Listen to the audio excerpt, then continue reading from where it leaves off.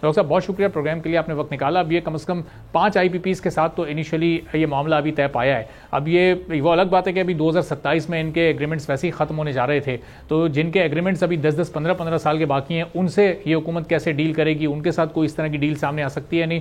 اور پھر یہ بھی بتائے گا کہ اس کا اثر یا اس کا فائدہ ایک اینڈ کنزیومر تک پہنچ سکے گا؟ کوئی واضح ریلیف مل سکے گا لوگوں کو؟ دیکھیں، جہاں تک کیا تصویر ہوا ہے، کس طریقے سے جو انویسٹرز کے ساتھ نیگوشیشن ہوئی ہے، چونکہ آپ نے وہ تو نہیں ظاہر کیا اور نہ ہی مجھے ایکسیس ہے پتہ ہے، لیکن کم از کم کوئی بھی اگر ایک ایگریمنٹ ہو گیا ہے تو ایگریمنٹ کا مطلب ہے کہ وہ پاکستان کے لیے کوئی فائدہ مند ہی ایگریمنٹ ہوگا. اس سے کتنا فائدہ ہوگا ابھی یہ بھی نہیں پتا کہ یہ ایگریمنٹ جو ہے پرانے والے ایگریمنٹ ہے 1995 کے یا یہ نئے ایگریمنٹ ہے جو چائنیز کے ساتھ ہوئے ہیں. تو اس لیے میں اس کے اوپر زیادہ اچھا ڈاکٹر صاحب اس میں IPPs کون سی شامل ہیں وہ میں آپ کے گوش گزار کر دیتا ہوں. 1994 اور جو 2002 کے تحت جو معاہدے وجود میں آئے تھے، جس میں میسرز ہپکو پاور پلانٹ تھا، میسرز روش پاور پلانٹ تھا، AES لال پیر پاور تھا، اس میں سبا پاور پلانٹ تھا، اس میں ایٹلس پاور تھا. یہ وہ تمام وہ IPPs ہیں جو کہ لوکل IPPs ہیں اور جن کے معاہدے اب 2027 میں ختم ہونے جا رہے تھے. تو ان کے ساتھ یہ ایگریمنٹس کو وقت سے پہلے ختم کیا گیا ہے. ٹھیک ہے، یہ اس کا مطلب ہے کہ یہ 1994 کی پالیسی کے فوراً بعد جو معاہدے ہوئے تھے ان کو ختم کیا جا رہا ہے. کہ ویسے بھی تو ان کی میعاد ابھی کافی گزر چکی ہے اور بہت زیادہ وہ لوگوں نے فائدہ پاکستان سے لے لیا ہے. کتنے گنا انہوں نے اپنی انویسٹمنٹ یہاں سے نکال لی ہے. تو اس کے بعد اگر وہ معاہدے ختم ہوتے ہیں تو وہ لازمی طور پر پاکستان کو اس کے اوپر بہت زیادہ پرسو کرنا چاہیے اور ختم کرنے چاہیے. ابھی کن ٹرمز کے اوپر ختم ہوئے ہیں، کیونکہ جیسے میں کہہ دیا ہے کہ ان کی ریکوری اپنی انویسٹمنٹ کی، ان کی ریکوری اپنی ایکسپیکٹیشنز آف ریٹرن کی، وہ سب کچھ ہو چکے ہیں. اب یہ معاہدے ختم ہو جاتے ہیں یا کم از کم کوئی ایسا معاہدہ کر لیا جاتا ہے جس سے اب وہ پاور جو ہے وہ کافی حد تک ہمیں سستی کر دے، تبھی اس کو پاکستان کو فائدہ ہوگا.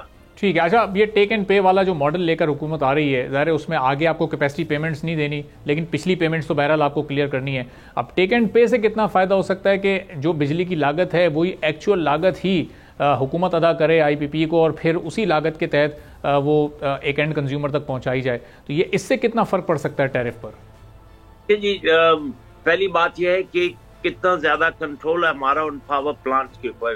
نیپرا کا اس حد تک کنٹرول نہیں ہے. اور دوسری ایک لوپ ہول اس میں یہ ہے کہ fuel cost is pass through, اور زیادہ گڑبڑ جو ہوتی ہے فیول کاسٹ سے، کیونکہ وہ کمپنیاں جو ہیں وہ فیول کی ایفیشنسی کے خیال نہیں رکھتی اور اس طریقے سے زیادہ تر جو پاور پلانٹ جو ہے وہ فیول آئل پر چل رہے ہیں، وہ اس طریقے سے بہت زیادہ ہمارا خرچ ہو جاتا ہے.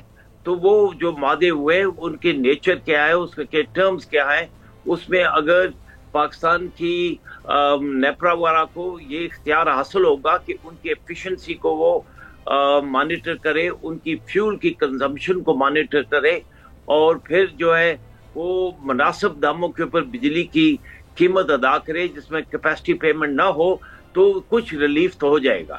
ٹھیک ہے. اور ڈاکٹر صاحب یہ جو اب ملٹی پلیئر انڈیپینڈنٹ مارکیٹ بنانے حکومت جا رہی ہے، ابھی ظاہر ہے بہت انیشل سٹیجز پر ہے، ابھی یہ صرف ایک سوچ کی حد تک ہے، ابھی بڑا آگے اس پر پریکٹیکلی کام ہونا ہے.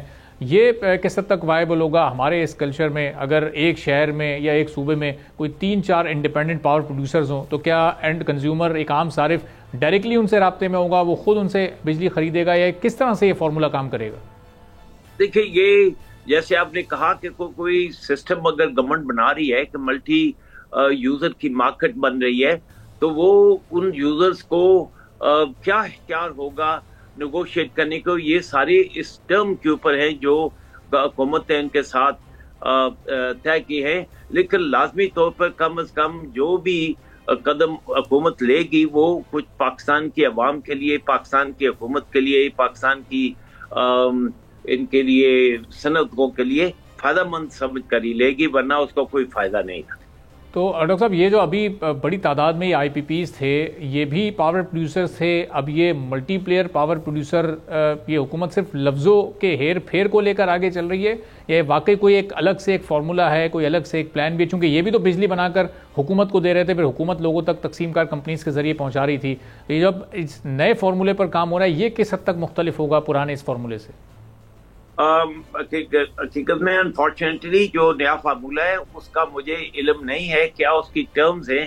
جب تک اس ٹرمز کو ظاہر نہ کیا جائے، عوام تک پہنچایا نہ جائے تو پھر تجزیہ کرنا مشکل ہے. صرف اس ایک وجہ سے توقع کی جا سکتی ہے کہ یہ لوگ کوئی بہتری کی طرف ہی قدم اٹھا رہے ہیں، کیونکہ پاکستان کے اندر انرجی کا اور خاص کر بجلی کا شدید بحران ہے.